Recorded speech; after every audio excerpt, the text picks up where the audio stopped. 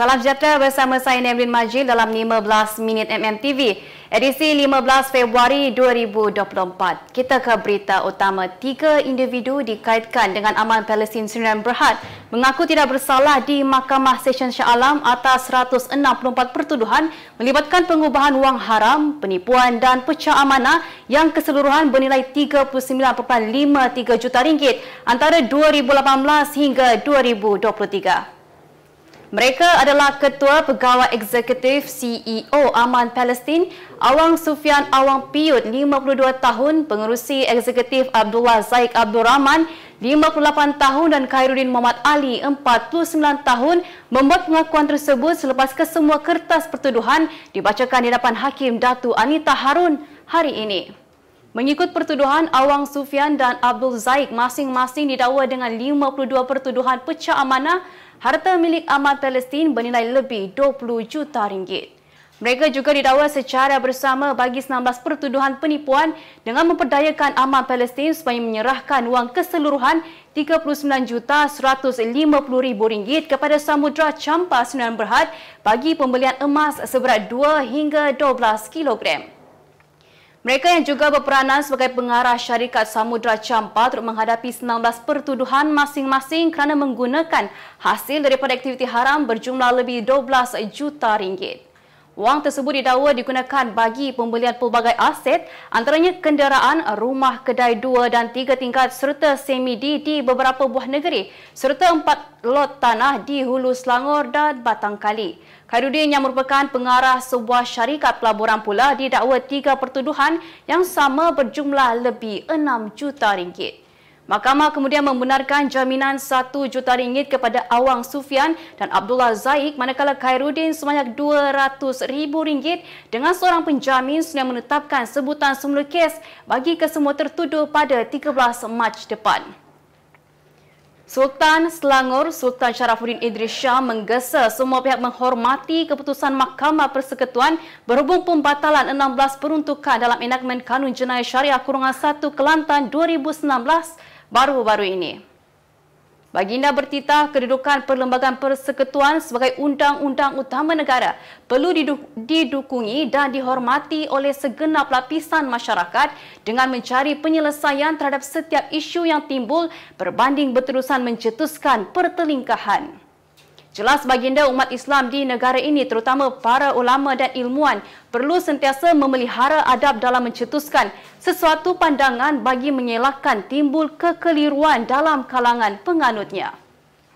Titah baginda lagi dalam menangani isu yang berbangkit ini, apa yang lebih penting ialah usaha mencari jalan penyelesaian dengan mengkaji kaedah memperluaskan kompetensi Badan Perundangan Negeri untuk mengumbal Undang-Undang Jenayah Syariah dalam kerangka yang ditetapkan oleh Perlembagaan Persekutuan. Tegas Sultan Sharafuddin, rakyat tidak perlu berbalas secara terbuka dalam perkara yang boleh diselesaikan secara bermusyawarah dan tertutup dengan meraihkan perbezaan pendapat dan menyelesaikan secara ilmiah serta berhemah mengikut saluran betul. Perikatan Nasional PN akan menganjurkan persidangan meja bulat bagi mencadangkan tindakan-tindakan susulan bagi memperkasakan kedudukan perundangan syariah dan memelihara kepentingan umat Islam di negara ini. Pengerusi PN Tan Sri Muhyiddin Yassin berkata persidangan itu akan melibatkan penyertaan pakar-pakar perlembagaan dan perundangan Islam, para ulama, ilmuwan Islam serta pemegang taruh berkaitan. Jelasnya sebuah jawatan kuasa khas teknikal dan dokumentasi undang-undang yang dipengerusikan oleh Datuk Seri Taqiyuddin Hassan juga akan dibentuk oleh PN untuk tujuan sama. Mahkamah Persekutuan pada 9 Februari lalu mengisytiharkan 16 kesalahan syariah dalam enakmen Kanun Jenayah Syariah _1 Kelantan 2019 adalah terbatal dan tidak sah. Panel 8 hakim dipengerusikan Ketua Hakim Negara Tun Tengku Maimun Tuan Mat membuat keputusan itu selepas membenarkan petisyen dikemukakan seorang peguam Nik Elin Zurina Nik Abdul Rashid dan anaknya Tengku Yasmin Natasha Tengku Abdul Rahman. Seorang pelajar institusi pengajian tinggi IPT dihadapkan ke Mahkamah Session Seremban hari ini atas pertuduhan melakukan sumbang mahram dengan adik kandungnya yang berusia 12 tahun pada Januari dan Mac 2021. Tertuduh yang berusia 22 tahun dan merupakan pelajar jurusan Diploma Kejuruteraan Mekanikal di Pasir Gudang, Johor bagaimanapun mengaku tidak bersalah dan mohon dibicarakan selepas kertas pertuduhan dibacakan di depan Hakim Datin Suritabuddin. Tertuduh didakwa di bawah Seksyen 376B-1 Kanun Keseksaan dan dibacakan bersama Seksyen 16-1 Akta Kesalahan Seksual terhadap Kanak-kanak 2017. Jika disabitkan kesalahan di bawah Seksyen 376B-1 Kanun Keseksaan, tertuduh boleh dikenakan hukuman penjara selama tempoh tidak kurang 10 tahun dan tidak lebih 30 tahun dan juga sebatan. Mahkamah kemudian menetapkan wang jaminan sebanyak RM10,000 dengan seorang menjamin terhadap tertuduh dengan syarat tambahan. Tarikh sebutan semula kes pada 18 Mac depan. Putusan Malaysia dan Cosmo melancarkan satu lagi produk terbaru. Apa yang ada dalam Iklaneka? Ia adalah platform yang tepat dan efektif untuk mengiklan antaranya pelbagai jenis notis, cautan kosong, hartanah, tender, kenderaan, mencari wali atau waris dan pelbagai lagi. Apa yang anda cari? Semuanya ada di sini. 2 dalam 1. Layari iklaneka.utusan.com.my. Seorang pemandu lori yang terlibat kemalangan membabitkan sebuah truk askar mengaku tidak bersalah di Mahkamah Magistrate Gurun hari ini atas tuduhan memandu secara berbahaya sehingga mengorbankan 3 nyawa 2 Februari lalu. Tertuduh Muhammad Huzaifah Azhari, 31 tahun membuat pengakuan itu selepas pertuduhan dibaca di hadapan Magistrate Anis Suraya Ahmad. Mengikut pertuduhan, dia dituduh memandu secara berbahaya dan menyebabkan kematian Lance Corporal Muhammad Hafiz Haris, 30 tahun, Sarjan Rozali Abdul Rani, 39 tahun dan Corporal Muhammad Asri Idris, 40 tahun. Pertuduhan dibuat mengikut Seksyen 41-1 Akta Pengangkutan Jalan 1987 yang membawa hukuman penjara antara 5 hingga 10 tahun dan denda tidak kurang RM20,000 dan tidak lebih RM50,000 jika sabit kesalahan. Mahkamah kemudian membenarkan tertuduh diikat jamin sebaik RM10,000 dan lesen memandu digantung sehingga kes selesai serta sebutan semula kes ditetapkan pada 6 Mac depan. Prima dona filem Melayu Datuk Sari Mahamat, 82 tahun mendedahkan beliau kini disahkan bebas kanser usus tahap 3 yang dialaminya sejak 2 tahun lalu. Kata pelakon itu, selepas menjalani pembedahan pada tahun 2023, beliau hanya mengamalkan gaya hidup sihat dengan memperbanyakkan pengambilan makanan organik dan berkhasiat. Berkongsi lanjut, Sarimah memaklumkan dirinya disahkan mengalami kanser berkenaan sekitar 2 tahun lalu selepas membuat pemeriksaan di sebuah hospital swasta di Subang Jaya. Dalam perkembangan sama, pelakon ikonik itu juga memaklumkan sebelum ini dia enggan menguar-uarkan penyakit yang dideritanya itu kepada umum meskipun berdepan kesulitan untuk menampung kos rawatan kanser berkenaan yang mencecah puluhan ribu ringgit. Berita luar negara, syarikat penerbangan Ryanair membatalkan semua penerbangan pergi dan balik dari Israel sepanjang bulan Mac dan April depan.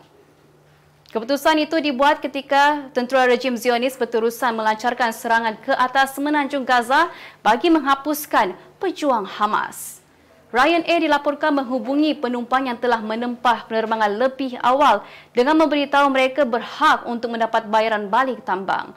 Syarikat yang berpangkalan di Ireland itu juga membenarkan penumpang untuk menempah tarik penerbangan lain atau menggunakan pesawat alternatif lain ke Israel namun tidak memberikan penjelasan mengenai pembatalan tersebut.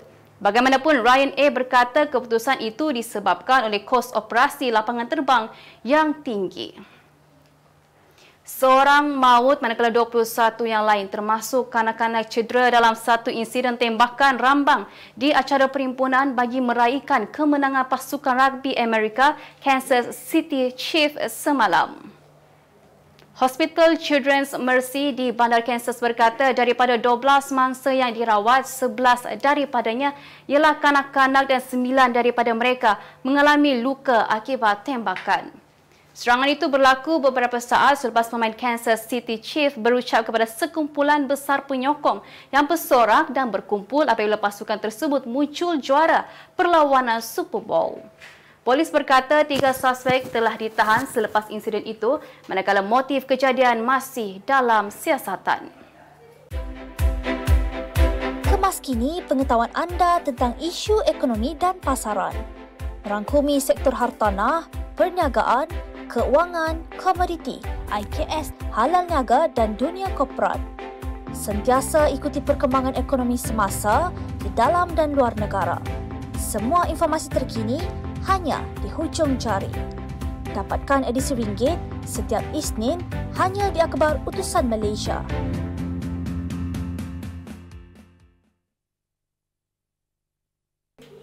Beralih ke berita ekonomi, kerajaan memperkenalkan beras putih Malaysia Madani bagi menggantikan kategori beras putih tempatan dan import di pasaran Malaysia bermula Isnin ini. Dengan mekanisme terbaru itu, kategori beras putih tempatan SST dan beras putih import SSI dimasukkan melainkan beras putih Malaysia Madani sebagai kategori beras tunggal. Pengerusi Majlis Tindakan Sara Hidup Datuk Seri Syed Abu Husin Hafiz Syed Abdul Fasal berkata, serentak itu kerajaan menetapkan harga siling untuk beras putih pada kadar RM30 bagi kampir 10 kg manakala RM15.50 5 kg dan RM3.50 1 kg.